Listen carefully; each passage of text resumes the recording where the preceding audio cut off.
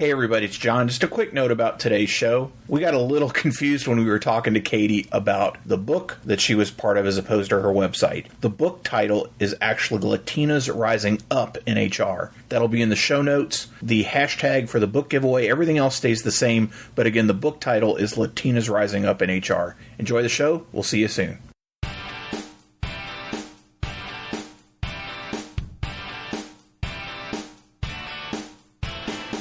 Hello and welcome back once again to the HR Social Hour Half Hour Podcast. This is episode 153. John and Wendy talk to Katie Lopes. I'm your host, John. And I'm Wendy. How are you tonight, John? Wendy, I'm well, and it is incredibly hard to believe we are at the end of the month. Wow, yeah. This entire month has been sponsored by our friends at the Bowling Green State University Graduate Programs in Organization and Development. And we want to thank them once again for sponsoring the month and for sponsoring a special episode. Really appreciate them taking part. Again, it was a very different sponsor for us, and appreciate all of you that have listened to that show. Continue to check them out if you're looking at those types of programs for advanced studies. Wendy, I was talking to our pal Paul Alone last week, and Paul told me that he decided, along with some of our other friends, they're going to be doing a pop-up roundtable in late February that I wanted to mention briefly. That is going to be awesome. I'm excited about it. He was sharing it a lot at the last chat, so hopefully he'll continue to do that so people can get the link. Yeah, some great folks are going to be involved with that. For those of you that know Paul, he goes by the HR philosopher, and he is big into Stoicism. So he, along with Carlos Escobar and Olga Peeler, are going to be having a conversation about the book, The Obstacle is the Way. Eric Kershott, all these folks are HR Social Hour alums. Eric's going to be moderating that panel between Paul, Carlos, and Olga. Now, that event's going to be on Thursday, February 25th. It starts at 1 o'clock Eastern Time. We'll have a link in the show notes to register. It is a free panel. If you're looking for something a little different, it's not for credit. It's just something to see our friends talking and a conversation about leadership and turning trials into triumph. I think it'll be a really interesting conversation. I do too. And, it's kind of nice to step out of our comfort zones and learn about something that maybe isn't for credit. We don't have to get credit for everything. Very true. Very true. So again, put it on the calendar, February 25th, 1 o'clock Eastern Time, 12 o'clock Central. We'll have a link in the show notes to register for that event with Paul, Carlos, Olga, and Eric. I'm excited about tonight's guest, Wendy. I know you've had a chance to spend some time with Katie. Look forward to this conversation. Without further ado, let's make the introduction and get started. Yes, I am super excited to welcome Katie Lopes to the show tonight. She is a bilingual HR anthropologist with over 10 years of experience in corporate, midsize, and startup organizations. Currently, she serves as an HR generalist in the manufacturing industry for a diverse multi-generational workforce in Illinois. Recently, she launched her blog site, Latina in HR, a space to share her stories navigating a career in human resources in the effort to encourage aspirational Latinx leaders to pursue HR as a career. Well, Katie, welcome to the show tonight. We are so excited, and I'm pumped to have another conversation with you. But our first question always is, what is in your glass tonight?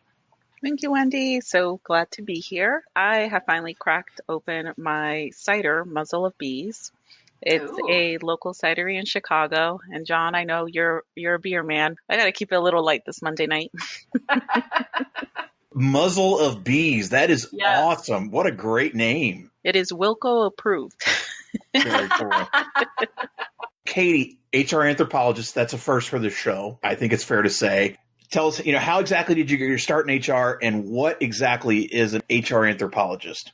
I actually first obtained my bachelor's in anthropology from San Francisco State. Officially was trained more in anthropology. So everything from cultural, linguistics, biological, that background is what I had. But I realized I didn't want to work for the government in research. And so I decided to just kind of get some working experience while living in San Francisco until I figured out where was I going to take my path and how could I apply anthropology.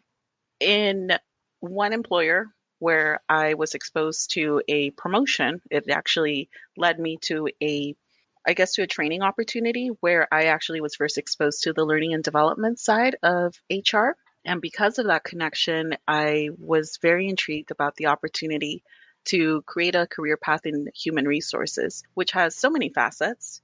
It could be anything from, employee relations, benefits, training. And I wanted to explore that a little further. So HR sometimes is so much about the compliance aspect. How do you protect an employer?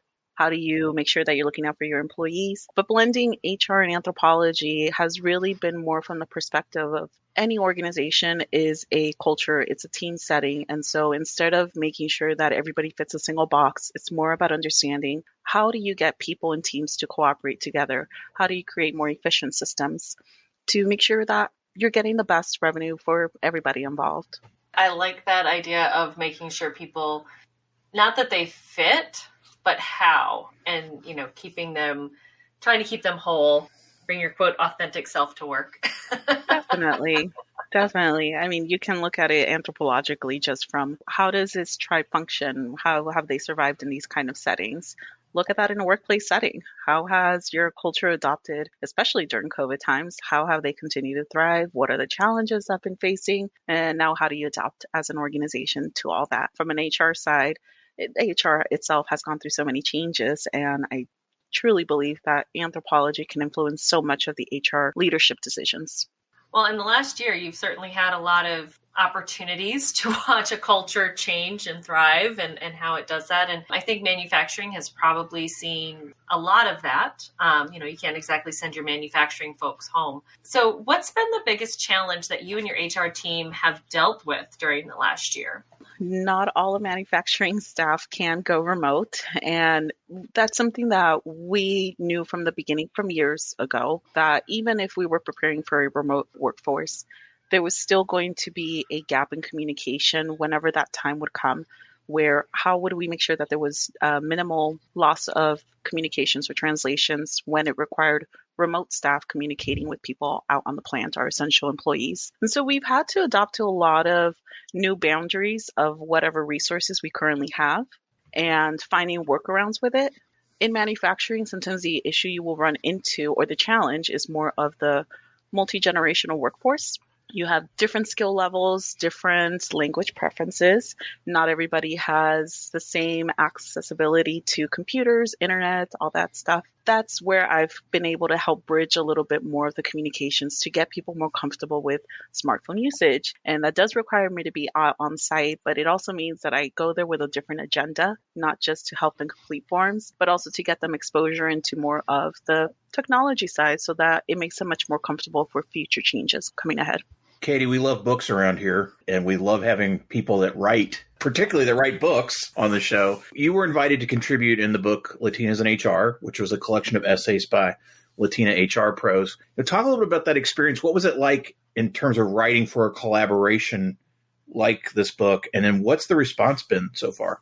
Latinas Rising Up in HR started from a concept by the leading contributing author, Priscilla Guaso.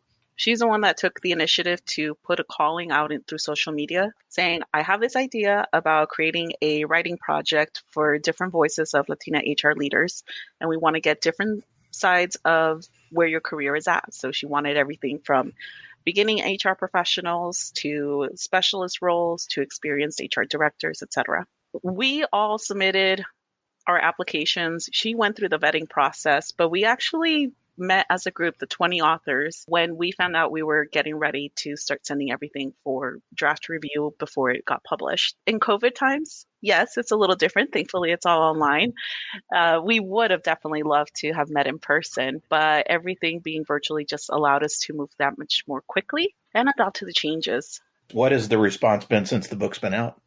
The response, surprisingly, is overwhelming sometimes, with a lot of the people that have been reaching out saying, this is kind of the resource I've needed. I've been navigating a career in HR by myself and never seen somebody that looks like me, nobody that understands my background, nobody that really could kind of put into words what the challenges are that I deal with just to have my role in HR. And so it's been a lot of natural organic community building, either through our LinkedIn page or our Facebook page. We're doing our best to kind of create more structure to provide an intentional community, not just a space to voice opinions into the abyss, much more about kind of creating community and partnerships, because from my perspective, a lot of the HR leaders that are Latinx identity, the struggle that they may deal with at times is just not having the representation where they're going to, but also not having the right support or resources that they feel comfortable voicing those concerns to. And so that's where our community is kind of filling that gap a little bit.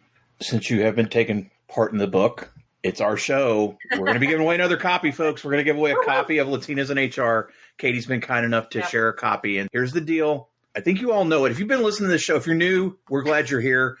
If not, you're going to be like, John, okay, I get it. What's the tags now? So the tags for this are going to be hashtag Latinas in HR and hashtag HR Social Hour, Facebook, Twitter, LinkedIn, Instagram. None of the other hootenannies. We don't use them. We don't know them. Those 4 platforms, use those 2 tags in a post between now when you hear this and February 12th. If you do that, you get a chance to win a book. Wendy, I think it's fair to say our community loves books. Yes, they really like free. Yes. I'm amazed sometimes that people, and particularly this is a book maybe you're not familiar with, here's an opportunity to win a copy. Come on, folks. Yes. Get with the program. Show Katie some love. Use those 2 hashtags. Show us some love too. Latinas in HR, HR Social Hour, now through February 12th, 2021. If you're listening later, sorry you missed out. We appreciate Katie. We really appreciate you doing that and look forward to sharing that book. Awesome. Very excited. Yeah, I'm excited to get my own copy, read through it. You know, I think it's one of those things too to kind of help bring those issues to light so that we can be aware of them and help spread the word. I'm sure this is covered in the book, but let's talk about it a little bit. What are some ways employers can create a workspace for Latinx job candidates and employees to help them feel welcome and help them grow in their careers? Good question. I've thought about it a bit. And I think it will also have to depend on the role that you're looking to fill. You know, if we're looking at just analytical side of hiring practices, a lot of the roles that are filled by the Latinx community tend to be more in, service related roles. It's not always so much in the professional side. And so if we want to maybe focus a little bit more on how do we support and kind of even out that shift to balance it out a little bit more on professional or management kind of side, I think what would be most supportive is providing mentorship programs. Sometimes these are in smaller organizations where they may not have the structure or enough people to support that. And so if it cannot be internally, it could also be found externally with different resource groups. It could be also as far as providing them management coaching experiences, kind of figuring out who are your star performers who may be in these service related roles that you would like to see lead people. Because I'll tell you right now, if your business is even dabbling with anything bilingual, if you are seeking somebody to just verify, did this translation look correct? Maybe you need to pause for a moment and think, hey, this is a service we actually need. How do we feel that make that actually happen with the department instead of relying on an occasional translation here and there? Create the opportunities, but you also need to be ready to prepare them for management. I think that's one area where some leaders in, the service industries struggle. I know I certainly see it in my organization is, how can we help change that culture of somebody moving up within the organization is good. Just because they're leaving your department, that's not bad turnover. And helping those managers see how they can help people progress through. I'm sure that's an area a lot of people struggle with. Hiring managers don't like to lose people, no matter how it is, what the circumstances are. So any advice for helping change that culture to help people move up within your organization? Yeah, that's a tough one. Are you sure? Going for all the advice here. No pressure. You're very right, Wendy, that it is a problem that you want to retain your talent, but sometimes in trying to retain them, you pigeonhole them into the role that they're in, thinking no one else is going to fill this role just as well as they did. It requires a lot of communication with the people who will have an influence or say in who gets the next opportunity. Sometimes that's a lot of the work I will focus on. I can pinpoint a little bit more of our star performers, and I can say, yeah, they may be your top performer in this kind of group. Let's push a little bit more on their boundaries to expand their skill set to make them flexible in the event that you ever needed them for a different role, different skill sets as the business grows. But inadvertently, through that promotion, I've now expanded their skill set, prepped them for more of a background to help them grow into a different role, either with leadership, with supervisory experience, to just kind of start prepping them early instead of looking at time of hiring. We have this position open. Who has all of this criteria, when maybe you could have started building on that maybe a month ago. Yeah, I like that. Do the pre-work. Yes. Katie, we have enjoyed something new, or something that we've been doing over the last few episodes, and that is crowdsourcing questions. Our most recent guest, John Hyman, asks, how are you surviving the revolution? Ooh, it does feel like a revolution. It's been a heavy feeling going through all of the changes going on in society, in our local communities, even just personally, whatever challenges you're dealing with.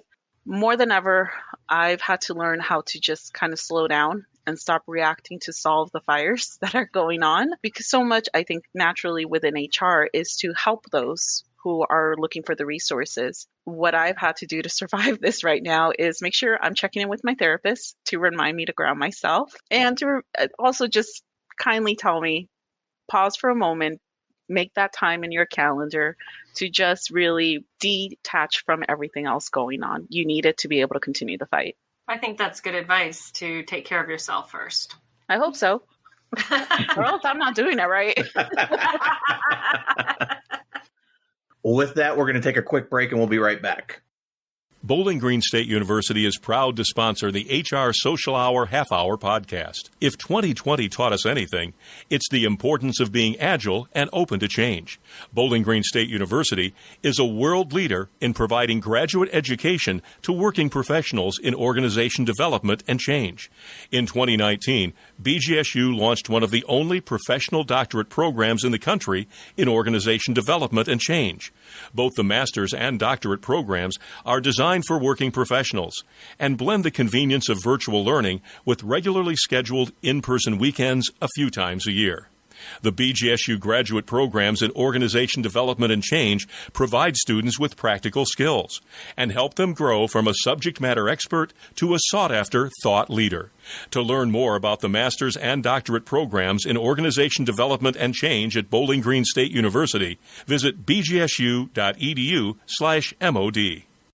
All right, Katie, we are back, and it is now time for everyone's favorite part of our show, the half-hour question connection. What career did you dream of having when you were a child? Oh, boy. If anybody actually reads the book, they'll read my story. The one time I actually made that public was in the 4th grade, and I wrote that I wanted to work at Target, just like my mom, which did not make my mom very happy. I grew up in a working class family, so I always thought that working in these roles, either at Target, where they would always talk about benefits, or cleaning houses like my mom and my grandma did at times, I thought those were the kind of things I had to do. But when I made that actually public in our 4th grade project, my mom was very upset. And she decided, you need to stop thinking about what I have to kind of align with what you should do. You need to think bigger. And that just never crossed my mind. I didn't know that I was allowed to dream a little bit bigger. So after that, maybe my mom regretted it, because I wanted to dabble in everything from photography to designing. Katie, who's one person you've gained in your network in the last year that you think more people should know? The book Latinas Rising Up in HR would have never been possible if I had not met Priscilla Guaso. She is definitely the number one I would recommend. Somebody else that I've come across is Derek Gay. He is a diversity and inclusion coach, speaker. I listened to a webinar that he was invited to speak on. Very inspiring, talked about, different ways to look at diversity, which could be tailored based on the organization culture that you have. Do you have a very diverse culture, or is that what you're aiming to? So a great message, and I'm eager to learn a little bit more practices from him. Katie, how do you maintain balance? Physically or mentally? However you need to balance. Physically, I try to work on my yoga poses. So literally, there we go. Yeah. I know a lot of people chuck their planners out in 2020 when COVID started. I'm one of those people that I need to write it down. If I don't write it down, I'm going to forget. Everything goes electronic nowadays, and my physical planner is the only way that keeps me grounded nowadays. Katie, how do you enjoy giving back to the HR community? Wow. With everything that has transpired out of the book and the community that is speaking up out of the resources or just context that they want, I think that's what I've been focusing my efforts on a little bit more. How can I just be as a further resource to other beginning HR leaders, not just strictly Latinx HR leaders, but just beginning HR leaders who are probably in departments of one, who have a million questions and just want somebody to speak to about it. What is your favorite movie? Coming to America. I love Eddie Murphy. And so it's always between Coming to America or Bowfinger. Okay. Are you all hyped up for the sequel? Yes, and I feel like I shouldn't, because in my experience, nothing ever beats the original. Especially after so many years. I know. You know? No, I hear you. Katie, what was the first concert you remember attending? This is so embarrassing. It was Menudo, the reunion.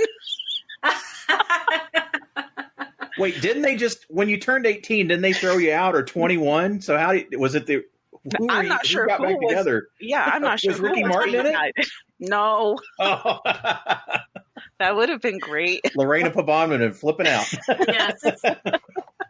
I don't always say that's my first concert, but really that was the first concert. Usually what I give people is that my first concert was Carlos Santana. Oh, yeah. Well, you know, is it... I think your first concert almost has to be a little bit embarrassing. That's my opinion, but I grew up in South Dakota where you didn't get the cool bands. So,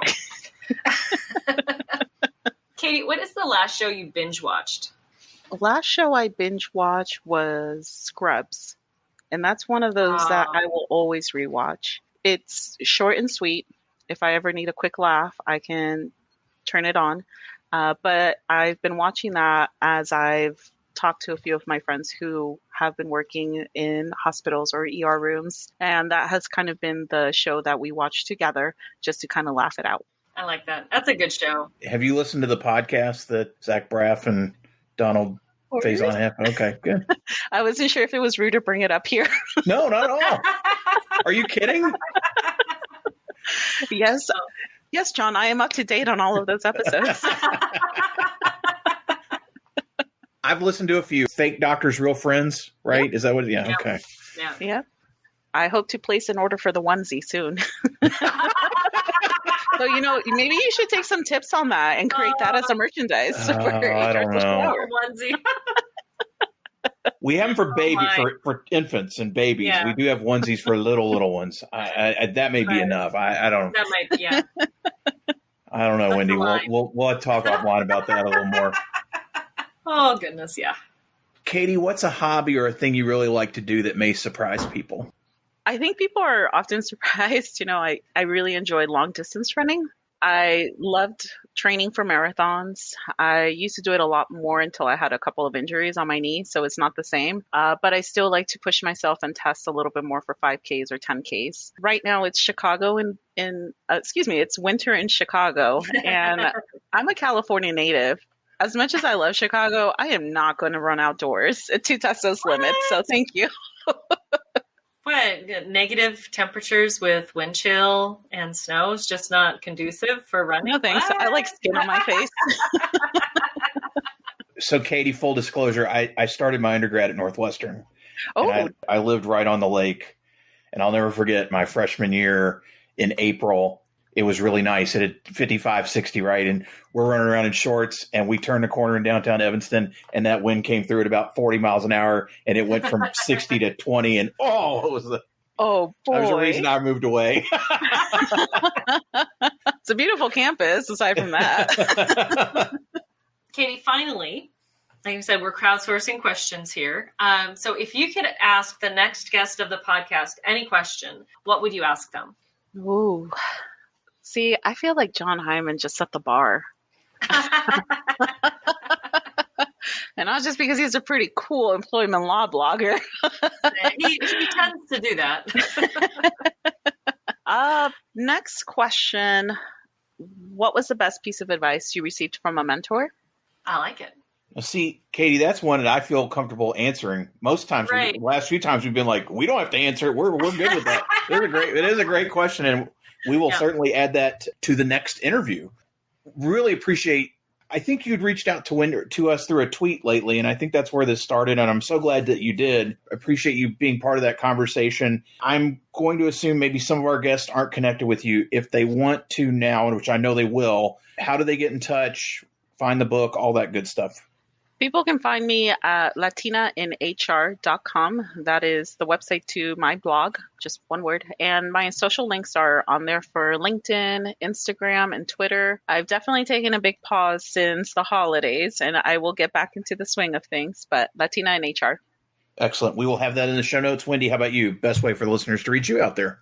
Best way is always on my blog, mydailyjourney.com. Daily is D as in dog, AILEY. And of course, the second and fourth Sunday of each month, you will find me on Twitter at 7 p.m. Eastern Time as part of our twice monthly Twitter chat. And how about you, John? Well, for the last time this month, we want to thank the Bowling Green State University Graduate Programs and Organization Development and Change for sponsoring the entire month. Really do appreciate them being part of our community, and hashtag we love our sponsors. Friendly reminder, you can win a copy of Latinas in HR using the hashtag Latinas in HR and hashtag HR Social Hour on one of the platforms we've already talked about. No other hootenannies included. February 12th is the deadline to make those posts. And then Katie's going to be kind enough to send along a copy of the book. Yep. As far as for me, johnthurman.com for all things John Thurman. For the show, HR Social Hour podcast.podbean.com. Listen and share. That's all we ask. That's all we're going to continue to ask. International listeners, you know the deal. We want to talk. Reach out. Let's have those conversations. Katie, really do appreciate you being with us. So for the HR Social Hour Half Hour Podcast, I'm John. And I'm Wendy. And as always, be sure to connect, give back, and network. Take care, everybody. We'll see you soon.